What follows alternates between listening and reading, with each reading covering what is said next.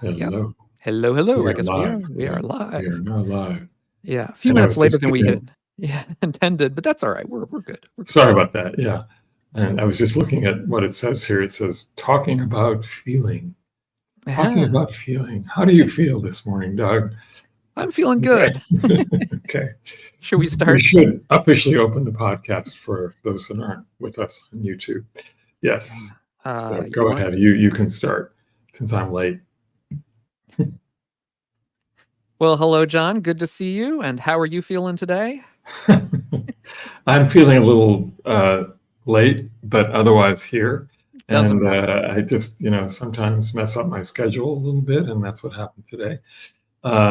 And then I had to rush from one room to the other, like across the apartment, to set up properly. And in fact, I'm still not set up properly. I realized I didn't move my. Anyway, as long as the sound is good, it doesn't matter. It's fine. And it's been a very interesting weather here this last few days. It's been continually windy. Today the wind is a little less. I know. Today the wind is a little less. I think it's finally going to rain, which is a good thing. Yeah, where we are, it's been no rain. We had a tiny bit of rain just the other night, but we've had. I think it's in upstate New York. They say it's like the driest October or something like that in history, or the driest period in recorded history. It's just been so dry for the last several months. Yeah, just not a good thing. Not a good thing. No, it's global warming is changing all the weather patterns and so on. So anyway, here we are. And that alone, and so this as we continue to kind of take a little journey through the aggregates. We are on the aggregate of Vedana, feeling tone, and it's it seems appropriate for like 5 days before the election. How am I feeling about the election? I mean, not on a cognitive level, but just on a embodied level. And I have to admit, feeling. It's funny.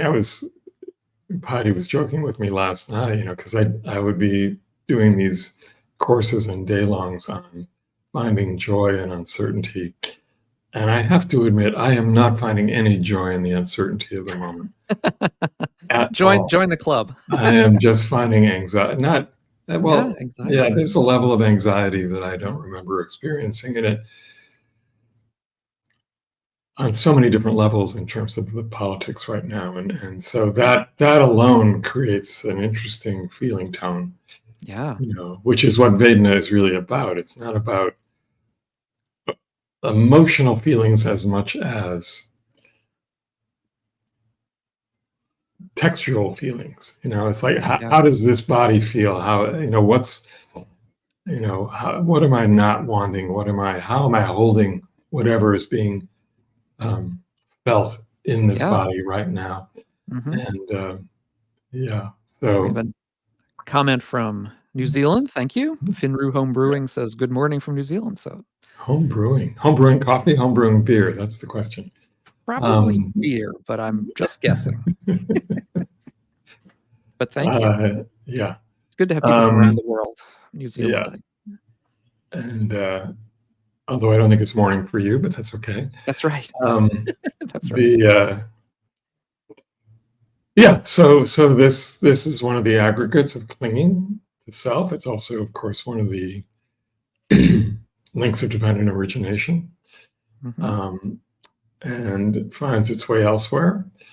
And it's also a big, because it has a lot to do with stress reduction and stress reaction as well. So, and it plays a huge role in the 4 foundations of mindfulness. It's one of the foundations of mindfulness is mindfulness of feelings. Yeah, and it's what's interesting about it is that we are not. I mean, it's here all the time, but when we hear that word feelings, of course, we think of it as something else. And so we have to really, that's why I think Vedana, using the Pali word is often more helpful, because it it does have a different meaning, actually. And I know what one of my the teacher that I've studied with a little bit refers to it as the tonality of experience, in a sense.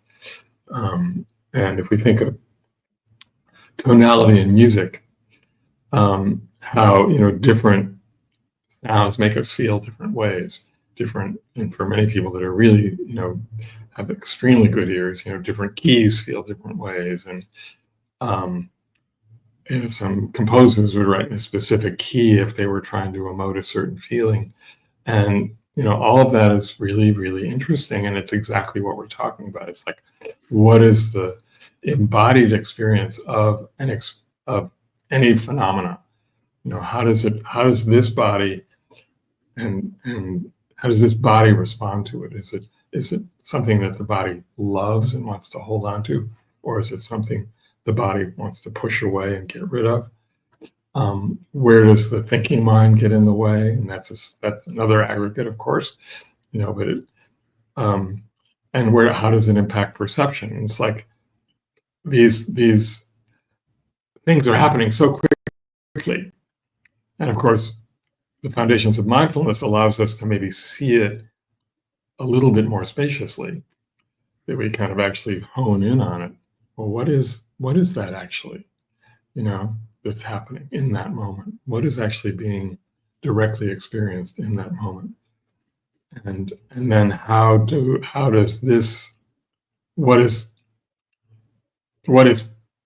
we free ourselves from the reaction to it? Not so much, you can't free yourself.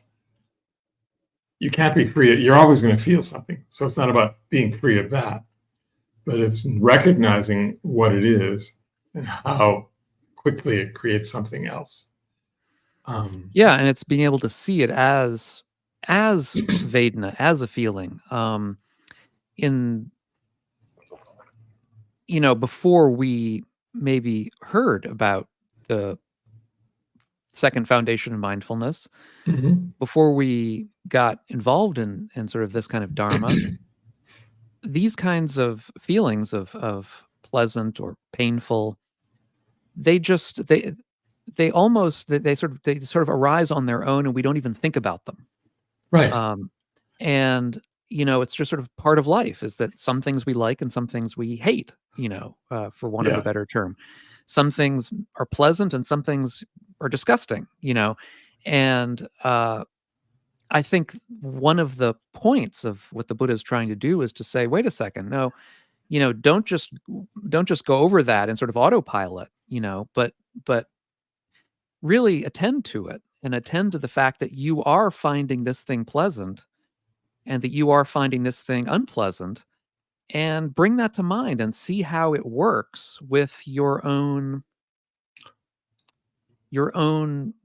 wishes to act and your own wishes not to act, and what kinds of actions they bring forth, and what kinds of emotional feelings they bring forth, and sort of attend to all of that. Because when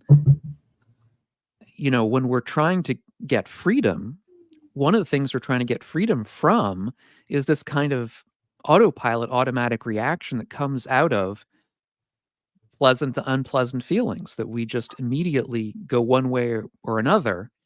And it's that, giving ourselves a little bit of space, which takes a lot of awareness and practice, but that's, sort of the it's heart of it. interesting, right? It's like, actually, you said something a moment ago. We didn't really think about it. Actually, the problem is that we think about it too much, in a sense. In other words, we like the feeling immediately brings us into something else. Right. There is an emotional response. There is a thought response. I don't like this. I really, as opposed to just coming to, wait a minute. And once we sort of like are able to see that Vedana as Vedana, and like everything else, recognizing that Vedana is also transient, is impermanent, is a passing feeling, and that these things are always changing. Because generally, when we weren't actually clear of it, when we weren't clear about it, when there was no clarity about this aspect of our manifestation, essentially. When we weren't clear on that, we were just like pushing away and pulling and pushing and pulling. It's like, and that was our lives. And to some degree, it may still be our lives, but it's like, oh, at least now I see it. Yeah. And it's like, no wonder it's so exhausting. And to be honest, I mean, when I, just again, and I know,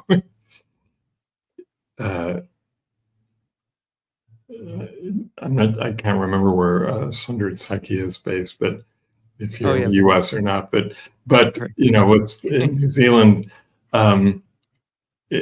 you're not, even though you're not voting in this country, the whole world needs to be concerned with who the US president is. And so, that feeling tone that we were talking about earlier, just related to the political moment, is a constant to and fro. It's like, this could happen, that could happen, if this happens. And the problem now, of course, I don't need to keep bringing politics into it, but it's here, is that regardless of who wins, it's going to be a challenge. And so it's a pretty fraught moment, and it's a moment where, thankfully, I'm leading a retreat this weekend. So it's like, good for you. It's a moment when that spaciousness is really needed to just kind of say, wait a minute, what's actually here right now? Right? I don't know what's going to happen. Can I be with that not knowing in a way where I don't get entangled so much in the anxiety of it? But I can just sort of say, oh yeah, there is this feeling. It's an unpleasant feeling. And I'd be with the unpleasant feeling without adding any more unpleasantness to it in terms of the what ifs, and the if onlys, these kind of done that, or because I don't know. Right? None of us knows. We have plenty of conjecture, which just creates more feeling tone. Right. And that's the other interesting thing, right? It's like these aggregates and the way that the way that each moment unfolds.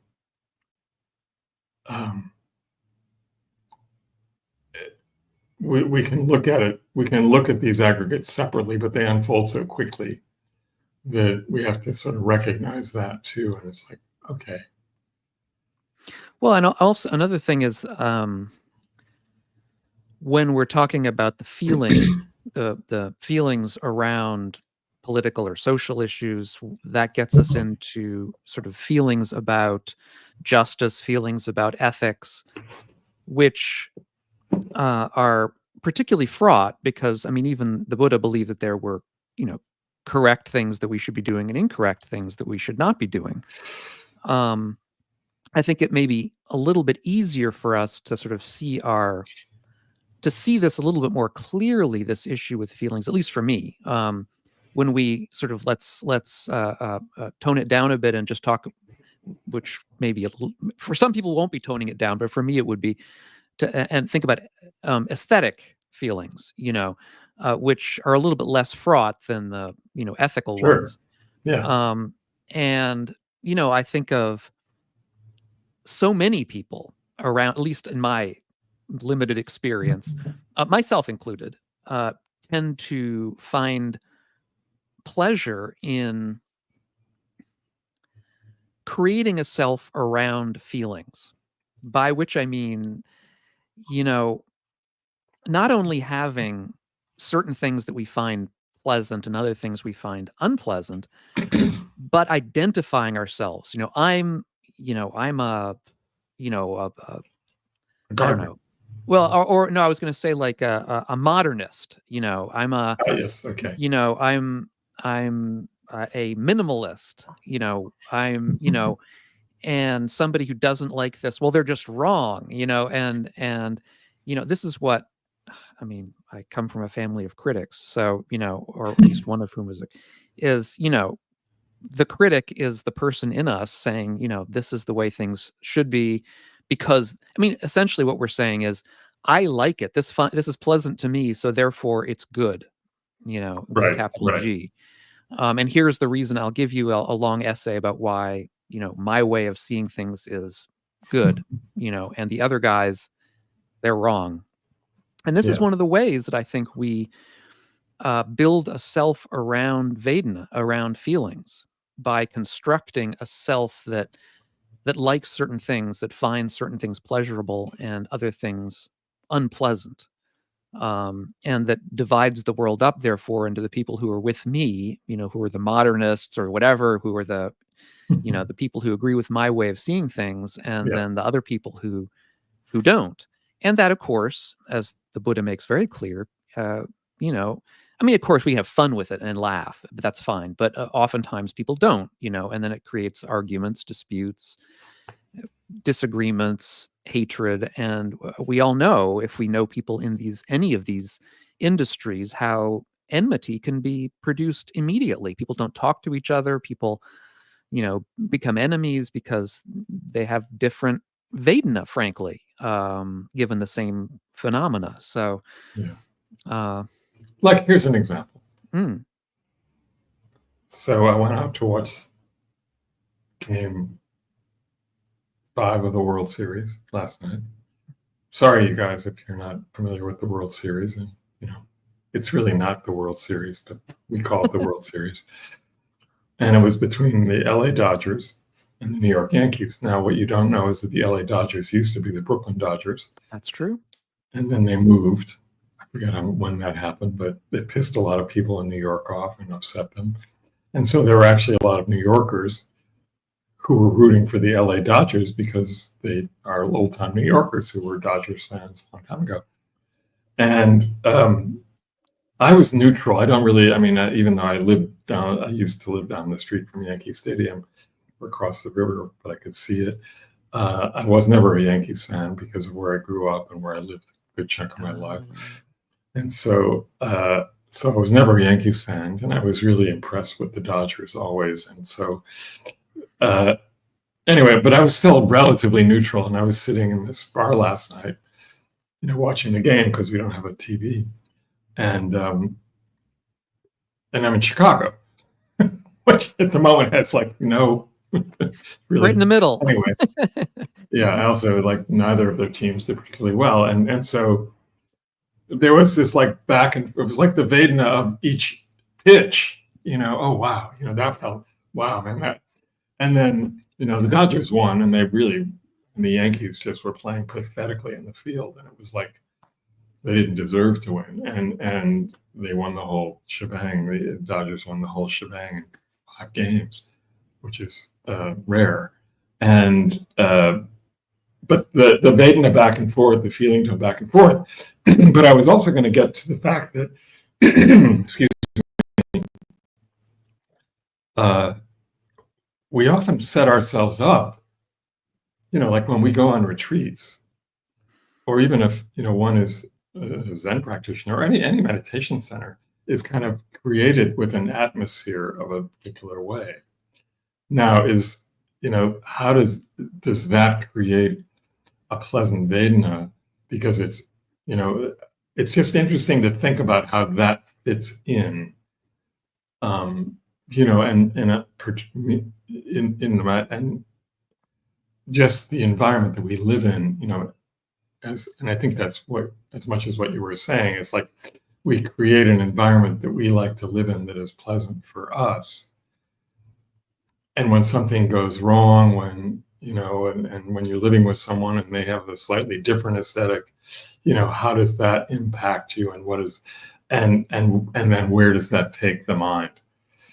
And so that's where it gets so interesting in terms of just the difference between, say, retreat practice, where you're in a setting that is conducive to promoting stillness and quieting the mind because there's not a lot of stuff around. But then bringing that into your life, so you leave a retreat and you end up in your house. and you come back from the retreat and the house is a mess, and because your partner, whatever, and how do you respond to that Vedana? So this is where like the rubber meets the road, right? It's like, okay, I recognize the unpleasant feeling, but it's only a feeling. It's arising from certain conditions that are temporary in themselves. And, do I need to get wrapped up in this feeling, or can I just let the feeling be? So it's such an important part of mindfulness. It's just like recognizing, oh, yeah, that, and can I just be with that and see what shifts in the moment to moment awareness, like what shifts in that Vedana? Because so often something that is very pleasant then becomes unpleasant, and it doesn't take much, and we forget that. And likewise, for something that is unpleasant, it can suddenly become pleasant. And then in the teachings, of course, there's this whole thing called neither nor. Well, the neutral feelings. Neutral. Yeah. But it's like, but in that range, I mean, there's a whole range there. When does the neutral feeling sort of veer into pleasant and vice versa? Mm-hmm. So, yeah. Well, and then there are worldly and unworldly feelings. Yes, that. Which is yet another distinction made in. Yeah, why don't you talk a bit about that, Doug? I think that's important. Yeah, in the second foundation of mindfulness, this is one of the points that the Buddha brings up, is that we should attend to what feeling is arising, whether it's pleasant or unpleasant or neutral. We should also pay attention to whether it is. There are different translations, but I'll just say worldly and unworldly. And the worldly are the ones we've been discussing so far. That is the ones that come through the senses, sensory feelings, or ordinary mental feelings, like mental pain or mental pleasure. The unworldly ones are basically the ones that are associated either with deep states of meditative absorption or with kinds of fruitions along the path. Right. And the idea being that there are certain kinds of pleasant Vedana that aren't associated with sensory experience, but let's say associated with a deep state of meditation, like a jhana. So that is a very pleasant feeling, but it's not sensory. And so it's very much in a different category for the Buddha. Or we might have the feeling of freedom, of letting go of something, which is a very pleasant experience, but it's not the same kind of pleasant experience as tasting ice cream or something like that. Or we might be suffering. We might be dealing with one of the hindrances, which is an unpleasant. Yeah, that would be the unpleasant, unworldly. In other words, something that blocks our ability to advance along whatever path that we're along, and we notice that, and it's not an unpleasant experience like hearing some bad sound, but it's unpleasant in a different way.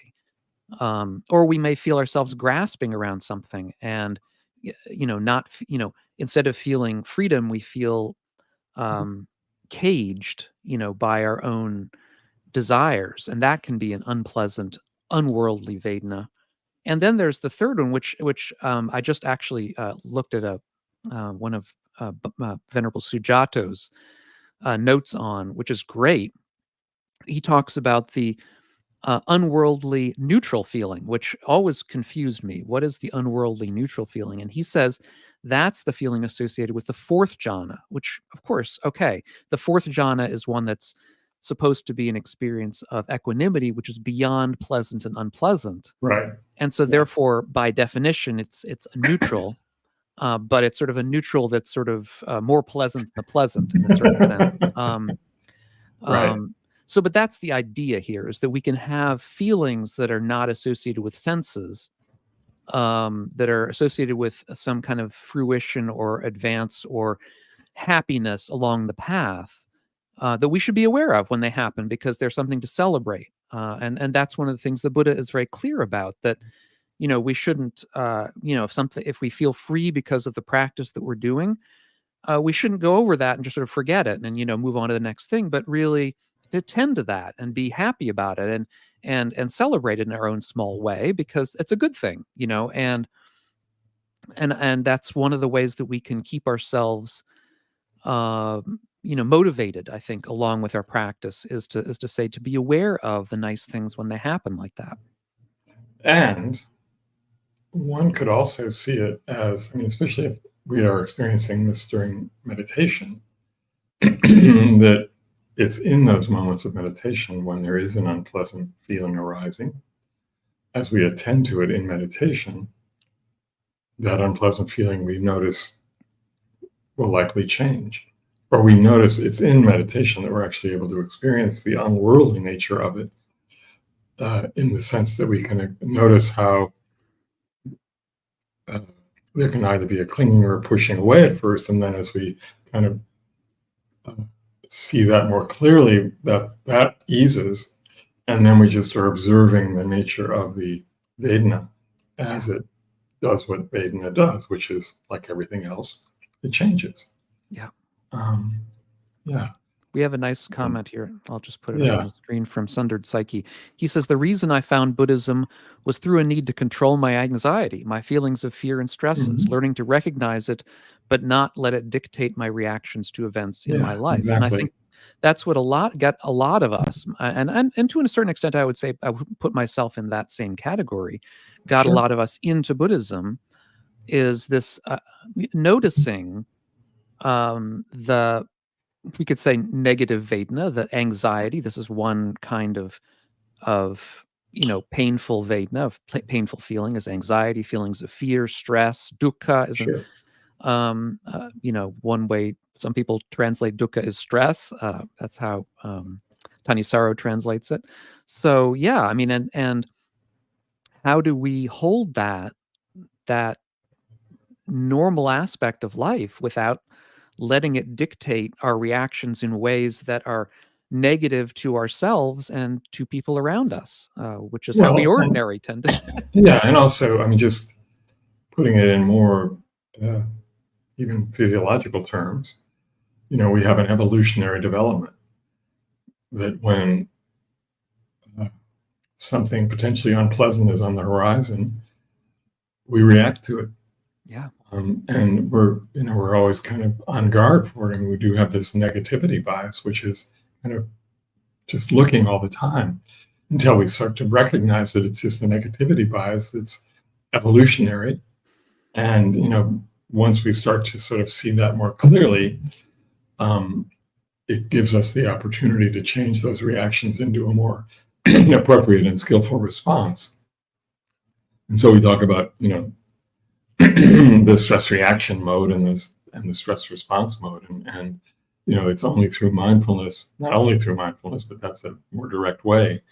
It's only through mindfulness that we start to see that possibility, that potential for a response that is not coming from fear and anxiety, but is coming from clarity. Right. I would also say samadhi, or calm. The sort of the focusing, the calming of the mind, just the calm that comes with, let's say, following the breath, can help to reduce our background state of anxiety enough for us to be able to get a handle on things. So that's another aspect of meditation, is the samadhi aspect rather than the mindfulness aspect. Of course, they're linked. They're both there together. Yeah. But that's another aspect. And also, I think, for my own self, I would say people should consider, if you're having trouble with these issues, is exercise. Exercise is hugely useful.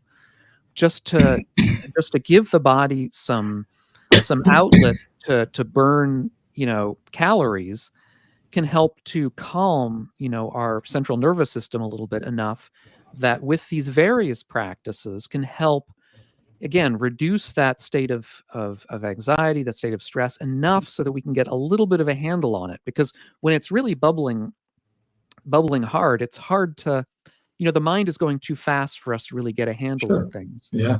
And so all of these practices, I think, within Buddhism and, just within life that we learn, again, such as exercise, can help us to let it, again, to help us get out from under our ordinary reactions. Yeah. Make life For easier. sure. Yeah. And as a result, make it more pleasurable, or at least more easeful. In a unworldly sense, yes. Yeah. So great. And I mean, okay, worldly pleasures.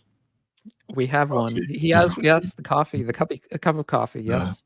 And maybe Finru home brewing, maybe that's beer, although I don't recommend overdoing that.